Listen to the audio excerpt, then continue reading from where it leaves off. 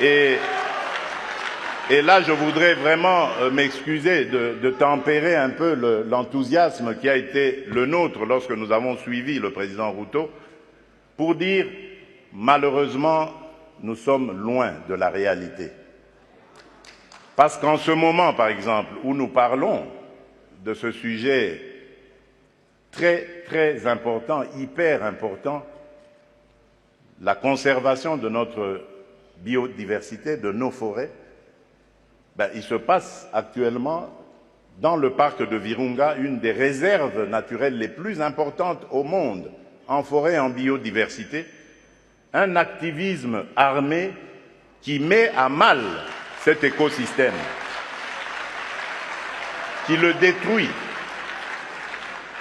Et cela n'a pas été décidé à Washington, à Paris, à Bruxelles ou à Londres. Ça a été décidé en Afrique, et plus précisément à Kigali.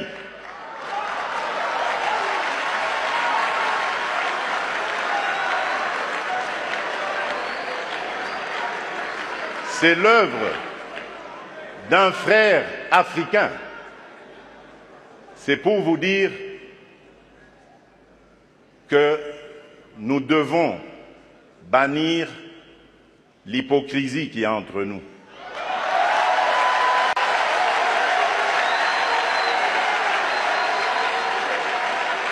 Nous devons bannir des fléaux tels que le tribalisme, la haine de l'autre.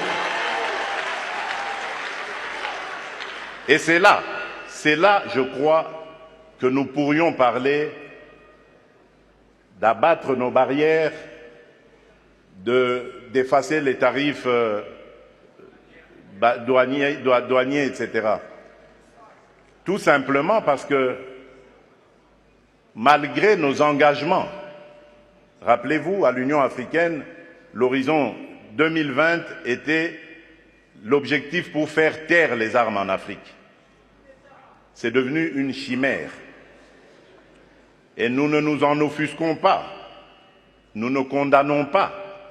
Et tant que ce sera comme ça, il faudra oublier toutes les bonnes initiatives telles que celles préconisées par le président Ruto. Nous devons avoir le courage de nous regarder entre Africains, les yeux dans les yeux.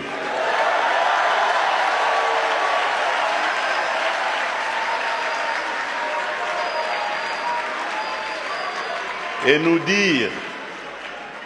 dire que on ne peut pas s'appeler frère et se poignarder dans le dos en même temps.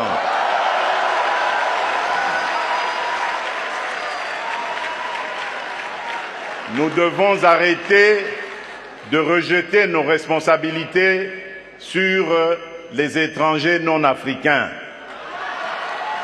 La colonisation, ça fait une soixantaine d'années qu'elle allait terminer en Afrique. Ceux qui nous avaient colonisés, divisés, aujourd'hui ils ont compris le sens de la paix.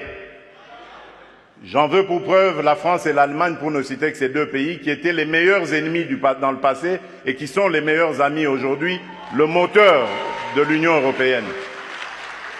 Tant que nous ne réfléchirons pas comme ça, eh bien ces gens-là, ces amis, ces partenaires à qui nous rejetons toujours la faute, ils continueront à nous prendre pour des irresponsables, ils ne nous respecteront jamais.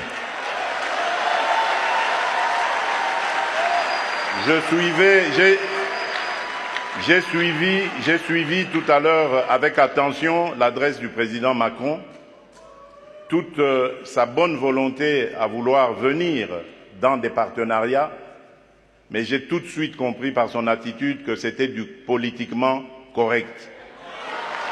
Il n'en croyait pas un mot. Non pas parce que lui est menteur, non, loin de là. Parce que nous ne sommes pas sérieux, et eux le savent.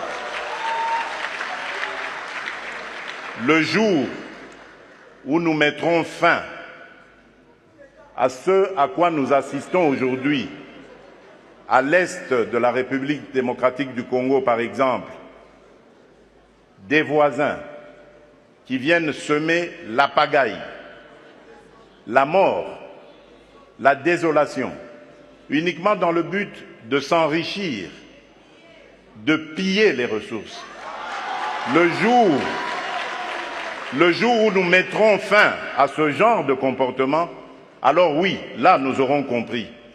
Parce que je suis désolé, en tant que président de la République démocratique du Congo et face à ce genre de choses, je ne suis pas tenté de construire des ponts, mais plutôt des murs pour sécuriser ma population.